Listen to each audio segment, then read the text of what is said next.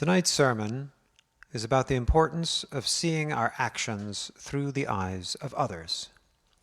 I dedicate this sermon to the memories of Moreno Harav, Dr. David Ellenson of blessed memory, latterly president of the Hebrew Union College Jewish Institute of Religion, and Harav Dr. Bill Cutter of blessed memory, latterly professor of Hebrew literature at Hebrew Union College of Los Angeles.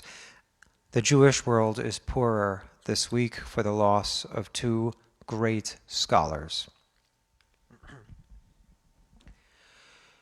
Our story begins 4,023 years ago, plus or minus a few years, in the city of Sile, in the Nile Delta of Egypt. Pepi, the Egyptian, son of Duaketi, the Egyptian scribe, awakes in his frigid mud brick shack. He slaps his arms and legs for warmth, and, drawing on his mud-encrusted farmer's clothes, he saunters forth from his domicile toward the land that he works as a slave for the pharaoh. As he trudges towards his day's labor, Pepi recalls that he had been a free man working his own land, but that was before the famine came. Duaketi, Pepi's late father, had been a scribe, and he had wanted Pepi, his son, to be a scribe. Scribes, said Duaketi, are their own bosses. Scribes do not labor and wallow in the Nile mud, toiling for someone else's benefit. Scribes are not whipped. Scribes are clever. They know how to take advantage of a situation. There had been rumors before the famine. Apparently, the man at the top, some foreigner, supposedly working for but actually manipulating the pharaoh, had gained some inside information and used this information to hoard food to price gouge the peasantry.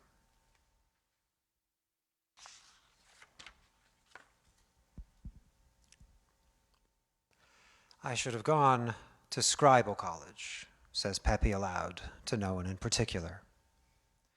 Once a free man, now a slave forever, Pepi's fingers have become ulcerous with an excess of stench. His body is broken from the forced labor he must perform for the pharaoh when he is not working on the farm that his family once owned, which has fallen to waste. He cries out to his gods for help, but no help comes. His voice croaks like a raven's from being so hoarse for crying out for deliverance. Who here is a Curb Your Enthusiasm fan? Okay. Who can tell me what flip the script means? Does anybody remember? Does anybody remember who said it? It was Leon saying it to Larry. Does anybody remember the context? It is when you retell a story and you recast the villain as the hero and the hero as the villain.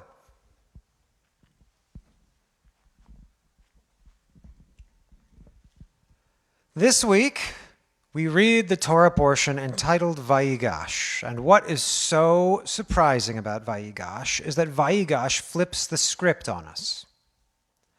It presents the Israelites, not the Egyptians, as the villains of the story. I would argue that the end of Parshat Vayigash is the most problematic text in the entire Torah. It is so problematic that we often skip reading it. At the end of the Parsha, Joseph. You all remember Joseph with the multicolored coat? Nice guy. At the end of the Parsha, Joseph plays on the incompetence of Pharaoh's courtiers to take over the government. His ability to read dreams and foretell a famine allows him to hoard food in Pharaoh's name. Joseph takes advantage of the starving Egyptians to sell their own grain back to them at an inflated price. Once their bank accounts are drained, he takes their cattle and finally their land and their freedom. Once the Egyptian people are enslaved, he breaks up their villages and families and resettles them elsewhere along the Nile. In America, we call this selling you down the river.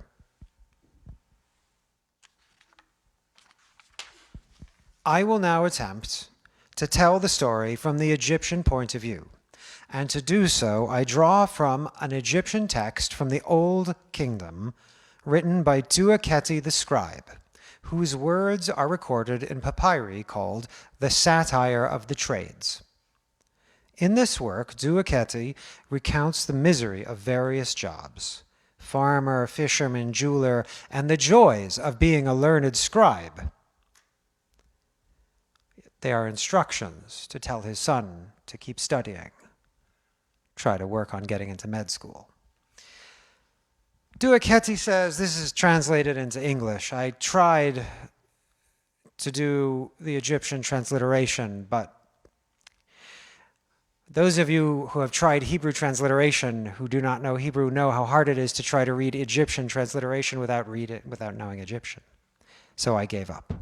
Here it is in translation. This is what Duaketi says. The palace scribe is well respected. He does not toil for his food. He wears fine, clean garments. The scribes are the brains behind Pharaoh's consolidation of power. They create the system of bureaucracy that keeps most Egyptians enslaved. The satire of the trades is so ancient. Thank you. It predates the Torah by 1,500 years.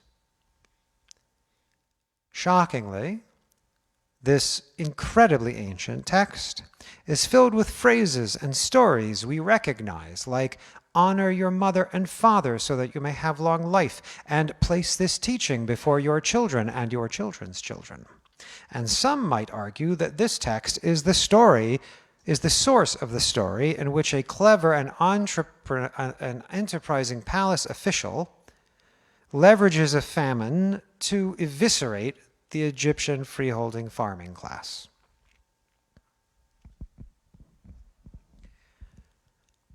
Pepi, the Egyptian, as he struggles to unstick his plow from the mud, he remembers a mere 5 years ago, before the famine and the shortages and the price gouging, when Pepi was a freeholding farmer.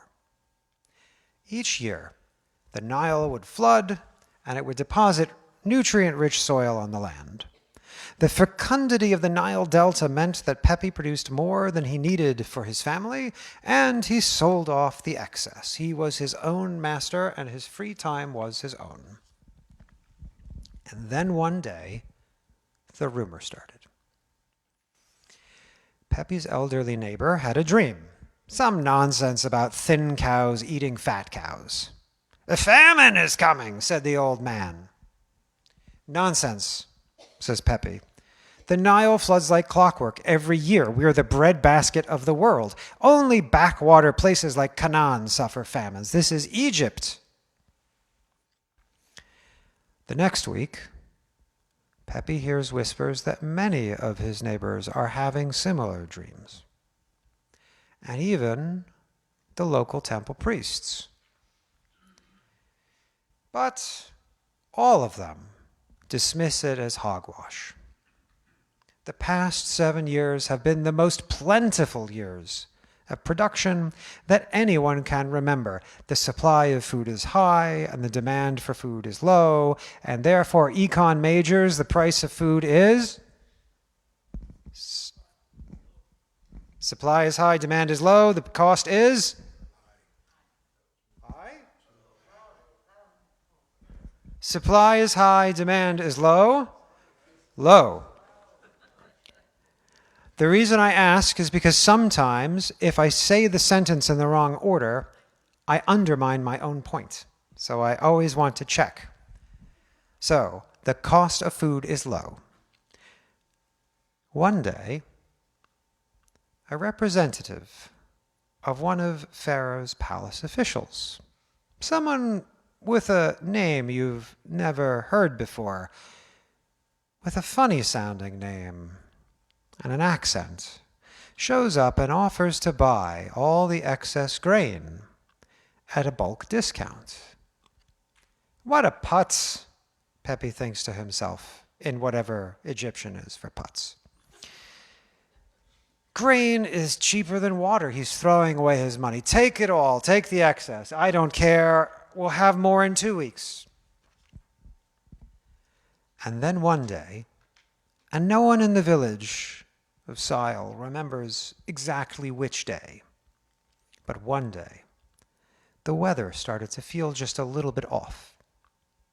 The wind was just slightly too dry, and the weather started getting warmer and warmer and warmer and warmer. And then, horrifically, the Nile does not flood. Crops fail all over Egypt, and the cost of food soars like the cost of Purell in early 2020.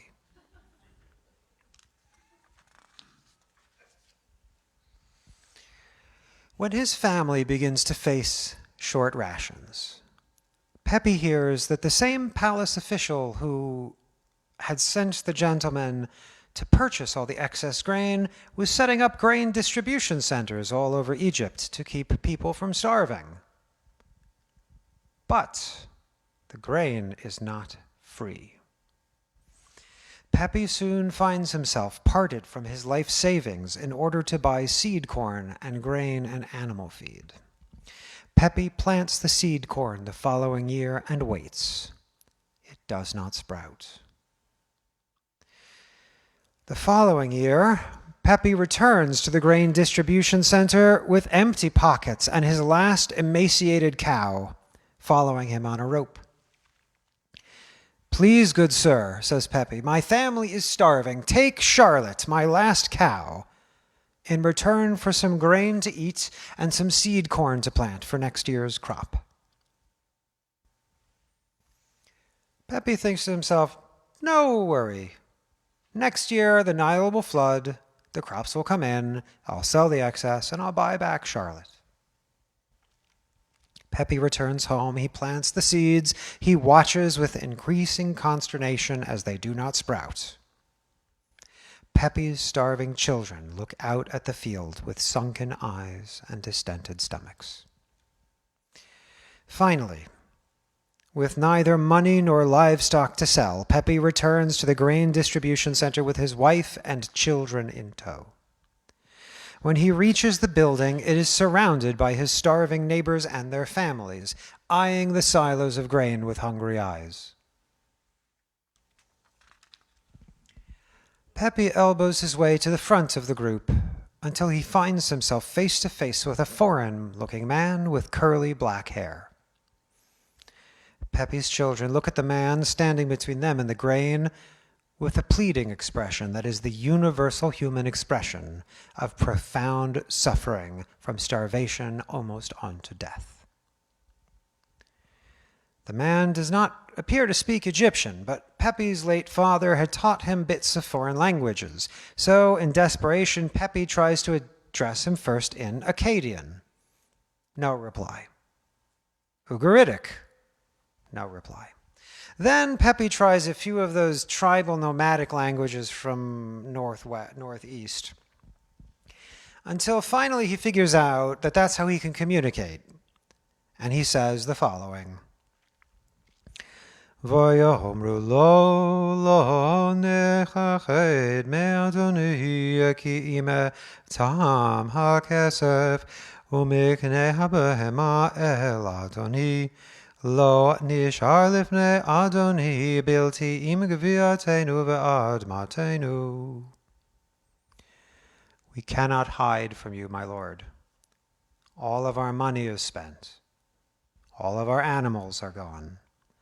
And nothing is left to sell to my Lord, save for our farmland and our very bodies.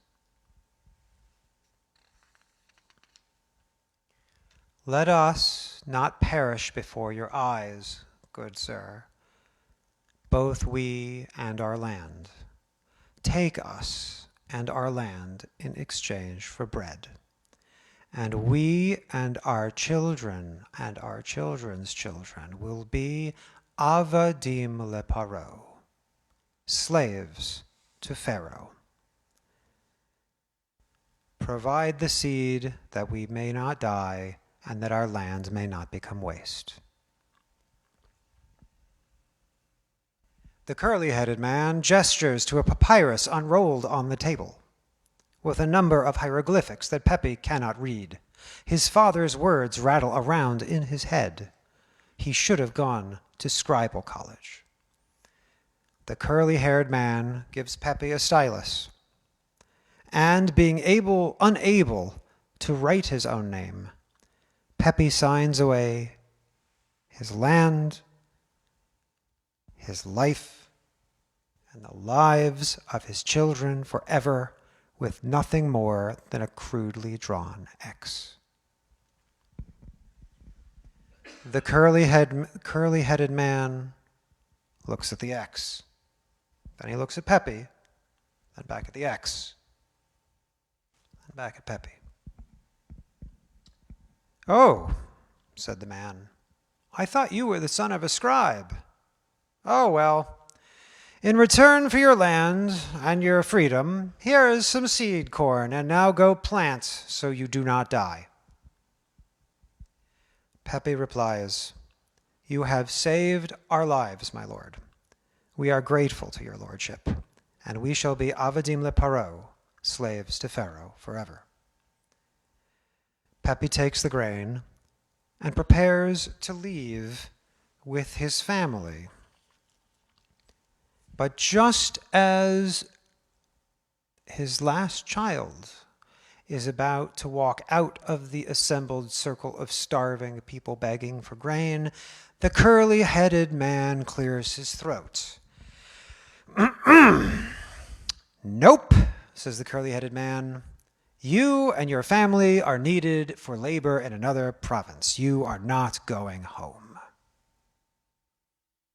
And now, to conclude the story of Pepe, son of Duaketi, the scribe, in the alternate history that we are writing, in Duaketi, now I give you Duaketi's own words, written more than 4,000 years ago, rendered into English. "The slave's fingers become ulcerous with an excess of stench. He is tired from forced labor. He is in tatters. His slavery has ruined him. The slave cries out eternally to his God, but no help comes. His voice croaks from hoarseness like a raven's." I have always been fascinated with this apparent double standard. Jewish commentators seem content with Joseph's enslavement of the Egyptians. That doesn't feel very just to me. But the key that unlocks the door of meaning in this story comes from the Talmud. It is so important that it appears not once but twice in the Talmud, on Megillah 10b and on Sanhedrin 39b. God flips the script on us.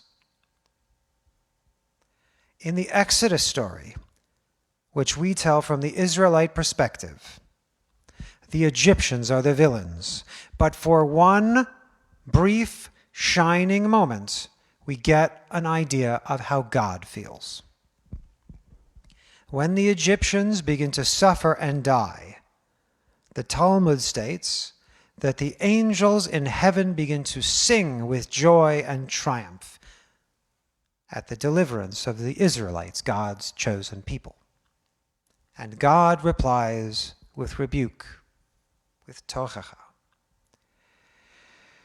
"My creations, the Egyptians, are drowning in the sea, and you wish to sing? For this reason, each year at our Seder, we remove a drop of wine from our goblet to reduce our joy when our deliverance comes at the expense of others. For although the Israelites might be God's chosen people, all people are made in God's image. Shabbat Shalom.